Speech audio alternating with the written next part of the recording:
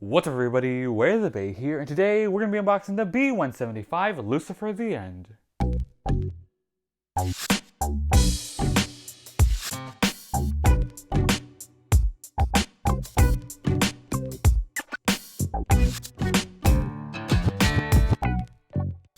So today I'm going to be unboxing the Lucifer the End.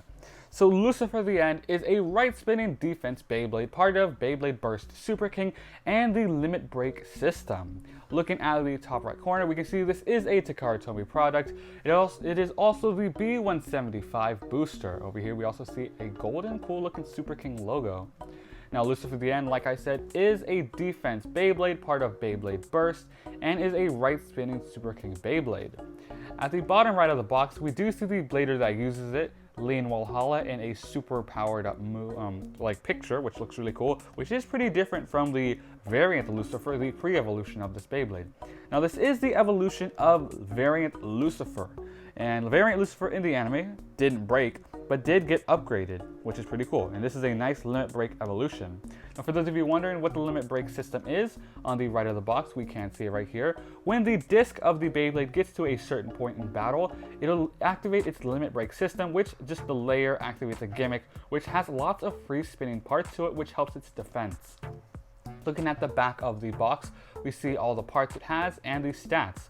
These are its stats in the stadium, and here are the parts. We have Lucifer the End, the Co-Disc, and the Drift Driver. So looking over here, we have its parts. We have the layer, Lucifer the End, the the ring or base is called the End, and the chip is Lucifer or Lucifer 2. The disc is the Co-Disc, and the driver is it's called the Drift Driver. Now the Drift Driver is like a good combination of the Universe Driver and the Mobius Driver.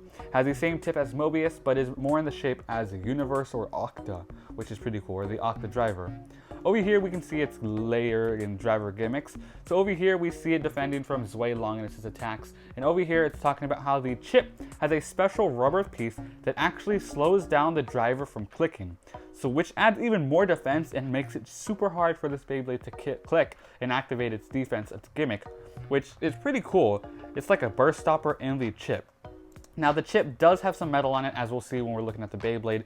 And another thing I'd like to mention is the limit break layers, the End, Volcano, and Burn, from Burn or Helios, Volcano, and Hyperion Burn.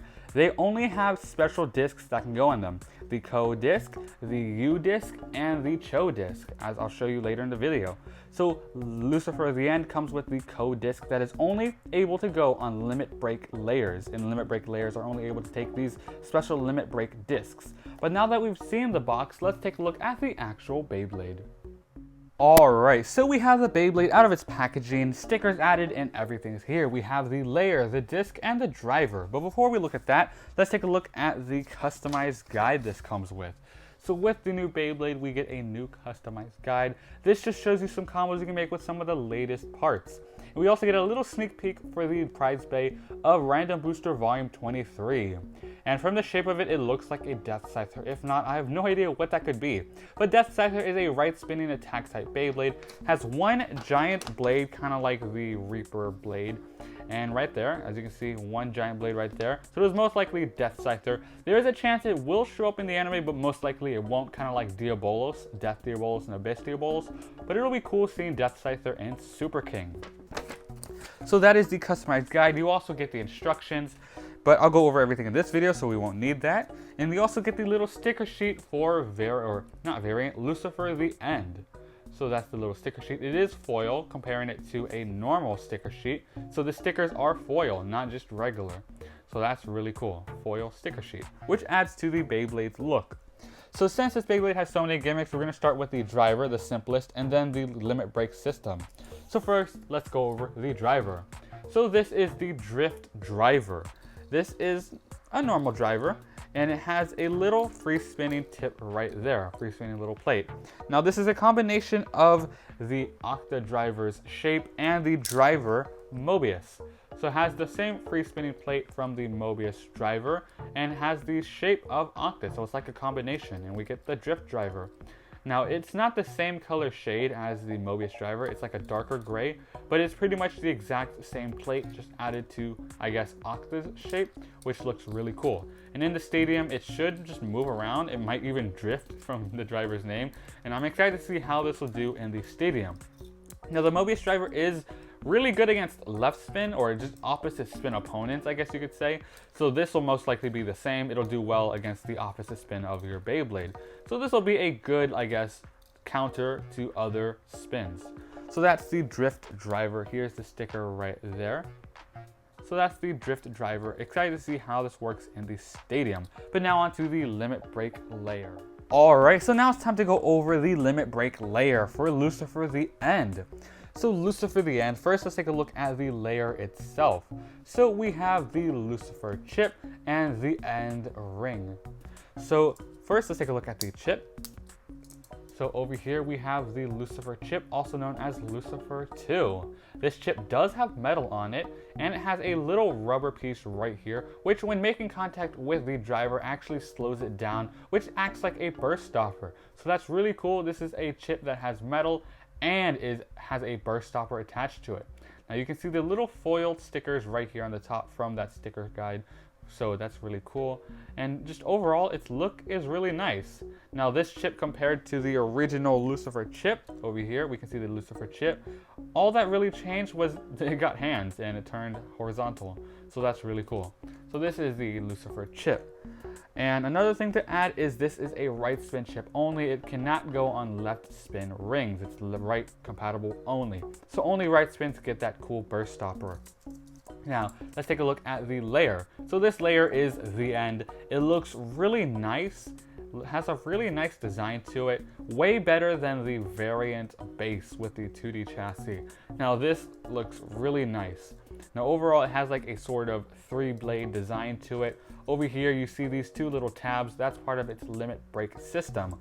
When the limit break discs, make contact with these little tabs, it'll activate, looking right here, as you can see, pushes down, it activates, making free spin parts to it. So when it activates, we get a free spin base, or a little wall right here, as you can see, kind of like the wall frame. That's free spin. You also get a little plastic piece right here, which is free spin, as well as just the whole center itself being free spin, as you can see. So it's just lots of free spinning parts. So while the Beyblade's spinning, it'll have 2 extra free spin parts to it, which add for defense, and that's when it gets activated. When it's not activated, it's just a normal Beyblade. And to put it back in its normal state, you line the purple free spin ring with the black wall, push it down, twist until it clicks, and it's back to normal. So that is the end ring. So that's its gimmick and all of that. Now taking a look at the code disc, as you can see the little tab right here, that is its activation point. With right spins, as you can see right here, it'll click, click, click. The activation point is farther for right spins, but with left spins, when it clicks, it's almost instantly. So that is the little difference for the code ring, or the code disc. Now let's put everything back together. So to put the ring, or to put the chip on the ring, you just pop it in, as you can see, and to pop it out, you just push it. Very simple, you just pop it in, like sort of a Hasbro Beyblade. So that is the ring itself, so the layer and the ring. This is Lucifer, the end. And with the disc in action, as you can see, it'll go right here. So it'll click, click, click, activating, which activates the gimmick itself. So that is how the code disc works.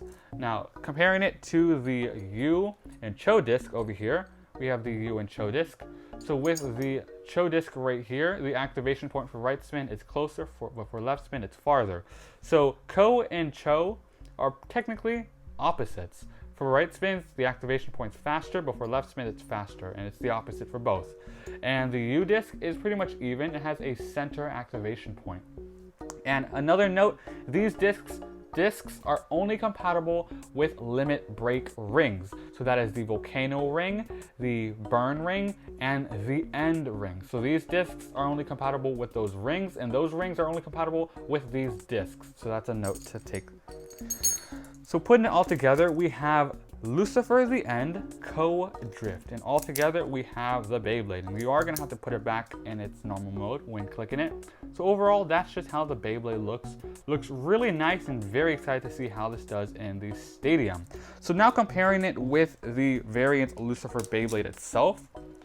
Overall, both look very similar, but have their own differences. This has more of an evil design, while this has more of a brighter evil design. So both look very nice. Here are the side views for it. And here are the drivers. So overall, looks really nice. So now we're actually going to go to the basic Trick-or-Treat Stadium and the WayoftheBey Stadium to test this Beyblade out. Alright, so here we are at the basic Trick-or-Treat Stadium. We're going to be test launching Lucifer the End. So with Lucifer the End, the thing I'd like to note is, since this is the drift driver like Mobius is known to at some point just go around wasting stamina. So I'm wondering how this is going to do in the stadium. But to launch the Beyblade, we're going to be using the black Super King launcher that came with variant Lucifer. So let's see how this goes. Ready, 3, 2, 1, let it rip. Alright, so that's the stadium. And because of that drift driver, it just goes around. And actually, it seems the limit brake system did activate while it did not click. So I'm not sure if that's just something faulty with the gimmick itself, but it did activate. So not 100% sure if that was supposed to happen. If you do know why, do let me know in the comments, please. But it did activate. So let's do another test launch and see how it goes. Ready, 3, 2, 1, let it rip.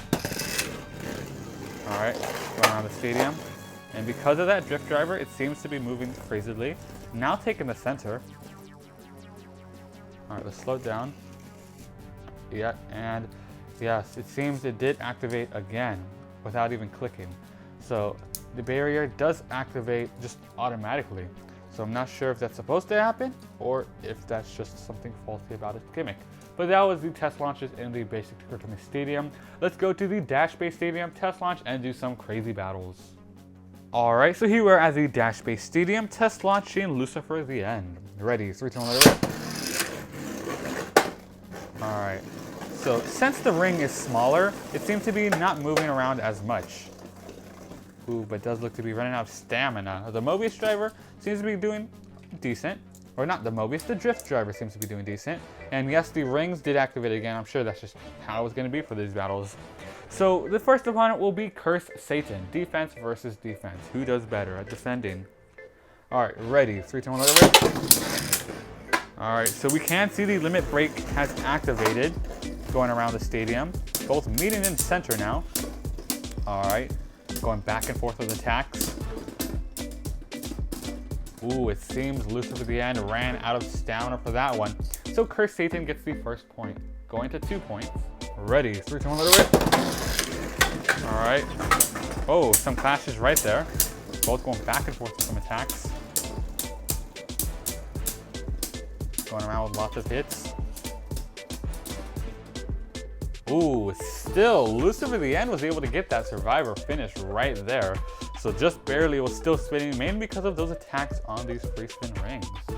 Ready, 3, 2, 1, let it rip. Ooh, instant clash as the battle started, and Cursed Satan just made its way to the giant pocket. So Lucifer the End surprisingly gets that with a ring out and a survivor finish. So Lucifer the End defeats the first opponent. The next opponent will be Rage Longinus. Alright, so the next opponent is Rage Longinus. Ready, 3, 2, 1, let it rip. Alright, let's see how it does against some crazy attacks. Actually, it seems to be doing pretty good. Taking in those attacks. I'm sure the free spinning blades are absorbing all those attacks. Oh my, and it was able to outspin Rage Longinus. And another reason for that is because it was the opposite spin of Rage Longinus. So the drift driver was doing pretty great. So first point goes to Lucifer the End. Ready, 3, 2, 1, let it rip. Ooh, instant clashes, forcing Rage Longinus to take hits into the pocket. So as it goes into the pocket, Lucifer the End defeats another opponent. Now the next 2 opponents will be Helios Volcano and Hyperion Burn. Alright, so the next opponent's Hyperion Burn. Ready, 3, 2, 1, let it rip. Both land in the stadium. Both have activated their limit break system.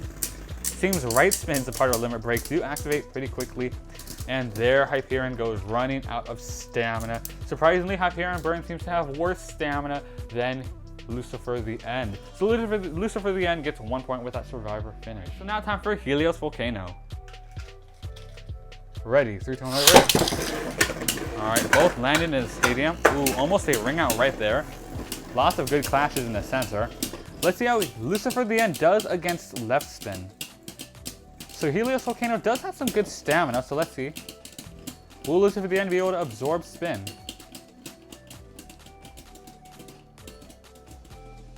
And it can, oh wow. So even against Helios Volcano, it does well against absorbing some spin. So Lucifer the End so far is doing great against left spin and doing fine against the right spin. Ready, 3, 2, 1, let it rip. Alright, now both going back and forth in the stadium. Some good clashes back and forth. Ooh, if that pocket wasn't there, Helios Volcano would be out of there. Alright, some nice clashes right there. Down to stamina.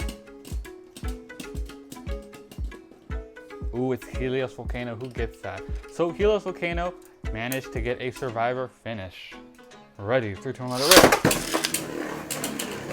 Alright, so this battle, Lucifer the End just keeps dealing lots of attacks. Both going back and forth.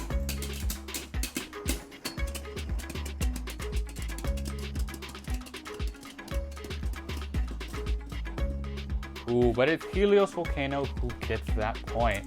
So Helios Volcano gets that. Lucifer the End was able to defeat lots of opponents except Helios Volcano, but that is it for the battles. Alright, so that was Lucifer the End. As you saw in the battle, it did activate almost instantly as soon as it landed in the stadium. I'm not sure if that's because it was the sparking launcher, just overall its power, or that's just how it is. But it didn't click at all during those battles because it activated. With its activation, it just defended from the actual layer being hit itself.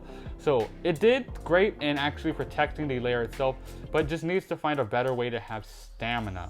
But overall, this was a nice Beyblade. All parts together, definitely not the best out there, but separately, each part has its own like amazing gimmick to it.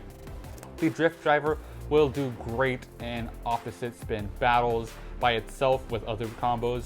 The co-disc will do great with Hyperion Burn if you have that, because its activation point is later for right spins. And as most of y'all know, Hyperion Burn does activate instantly. And if its limit break system didn't activate instantly, it probably has some good attacks to it. The end layer or the ring itself seems to be pretty good with some other combos, like another driver maybe, it could do some better. But overall, this little ring's pretty fun to play with. And the Lucifer chip is actually going to be really good in competitive combos. It has metal and that burst stopper for right spins, so you could add it to maybe Tempest or even Hyperion Burn, and it'll do well and not burst as instantly. So this is a nice combo. Excited to see what combos you can make out of it, and overall it's a nice Beyblade. So Lucifer the End, let me know down below what you guys think of it. Make sure to like and subscribe and turn on notifications, that way you can be alerted when the next video comes out. But that's all for today's video. I hope you enjoyed it, and thanks for watching Way of the Bay.